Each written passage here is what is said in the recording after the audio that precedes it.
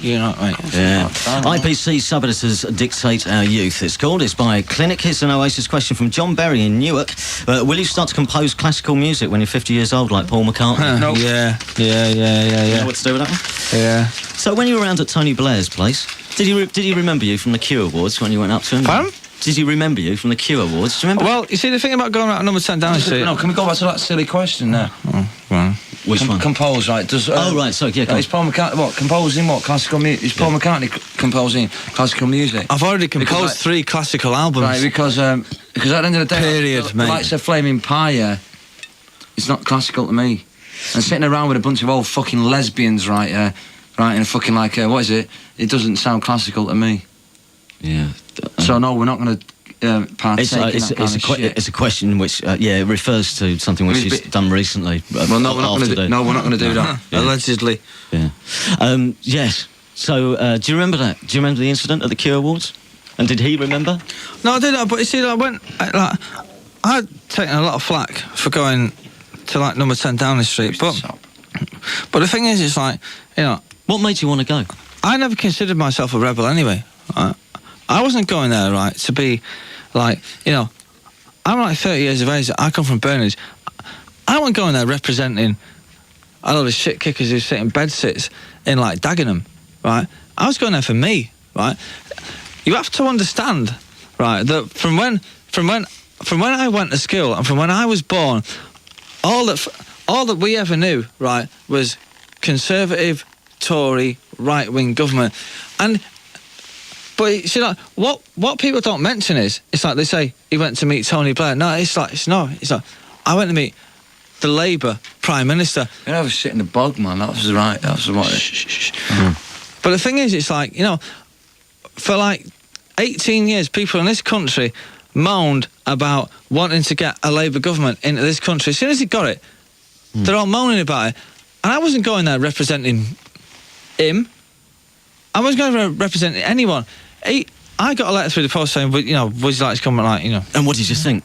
Pardon? And what did you think when it came through? Well, I'll tell you what I thought. I thought, I'm going to meet the Labour Prime Minister. And I don't care what anybody who's listening to this radio programme thinks about anything, right? I believe fundamentally in...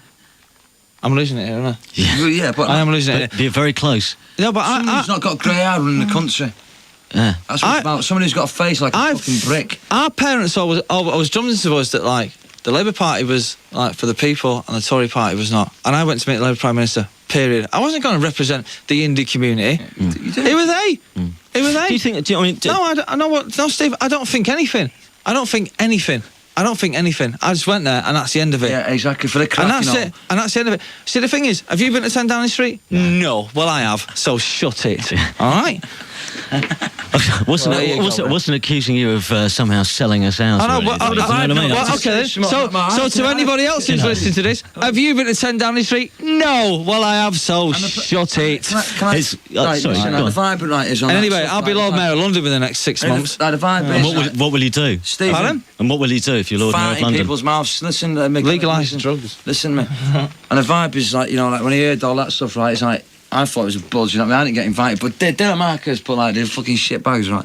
I couldn't go in there and do anything because I'm not... Yeah, because you didn't get invited. I did get invited, right? But the vibe is, my thing is, right, it's like, for him to go there, right, and all that stuff... It's part of our family, man. You know, he's great and that, like, from people like... It's like, one of the Gallaghers. These people are putting their heads together... It's one of Gallagher's getting invited to 10 Downing Street. Moan about Get on that, man. Ready to moan all the fucking stuff. Would you go? Would you go if you got invited? Well, hang on a minute. Would you go if you got invited? I probably would. Right then, there you go then. End of story. End of story. I think you may have misconstrued why I asked you. I'm interested. Right, didn't it? Like, can I say something, right? If we're getting into the microphone before this girl over there shouts at me, right? There's nothing wrong, right? Like with... Like, the people in Oasis, right, or in, like... It's a Labour government. I know. It's like people putting their heads together and like find a bit of common ground Power with each other. to the people. That's it, man. That's it at the end of the day, man. You know, we got our country back. It certainly is. We'll play this, which is a track you wish you wanted. It's the Lars.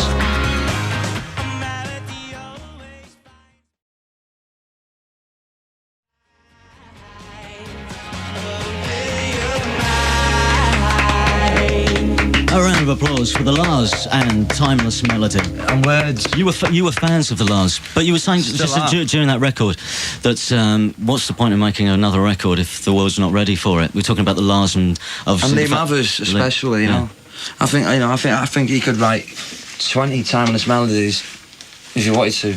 Yeah. But you know, like he's into something else. You know, like he's like, you know, what's the point? What's the point? You write music for yourself, don't you? First, you know what I mean? There's only one boy in this country who scares me, and that's him. What, songwriting-wise, yeah? Yeah, and because When he wants to, because he is a genius. Forget everybody, every songwriter, every other band, and every contemporary band. Lee Mathers, if you're listening, get it together, man. He frightens the life out of me.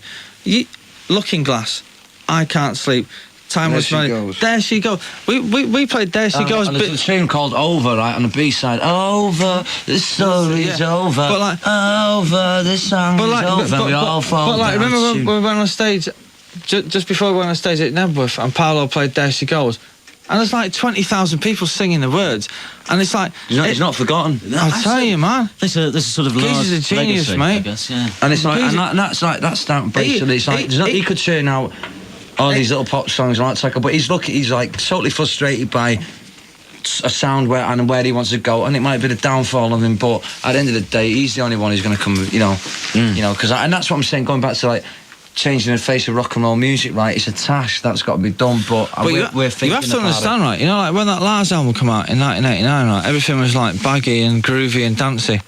That album, Unfinished Monkey Business. oh, that's Ian Brown's. Hang on, what are you going on about? Right, like Another one. right. That came out in 1989, right? And it was all